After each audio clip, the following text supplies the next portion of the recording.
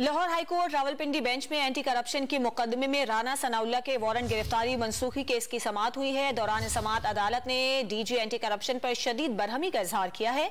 इस पर बात करेंगे डॉन न्यूज के नुमाइंदे ताहिर नसीर से। ताहिर, आज की समाअत का क्या अहवाल है?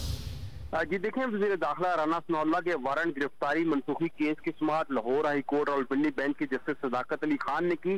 दौरान समाअत वज़ीर दाखिला राना सनाउल्लाह अपने वकला के हमरा पेश हुए, जबकि DG anti corruption Nadeem Sarwar भी अदालत में पेश हुए।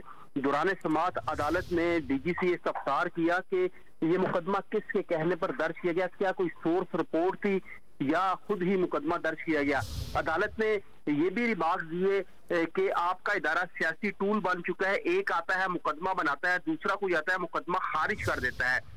अदालत ने डीजी एंटी करप्शन से इस्तफसार किया कि आपने राना सनाउल्लाह के खिलाफ गलत बयानी करके वारंट गिरफ्तारी हासिल किया, क्या आप राना सनाउल्लाह को गिरफ्तार करना चाहते हैं?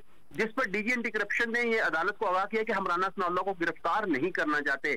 अदालत ने यह भी कहा कि रिमार्क दे कि डीजी साहब बताएं वो इदारे के सरबराह है, क्या एफआईआर बराह रास्त राना सनाउल्लाह पर थी या सोर्स रिपोर्ट पर? सोर्स रिपोर्ट किसके कहने पर जनरेट हुई? अदालत ने यह भी रिमार्क दिया कि क्या मोनस सलाई का फैसला नहीं हुआ हाईकोर्ट में, हमें इसको फॉलो करना चाहिए। अदालत ने यह भी रिमार्क दिया कि नोटिस जो एंटी करप्शन ने किया इस पर कार्रवाई करता तो आपको पता चलता कि आप कैसे डीजी रह सकते हैं।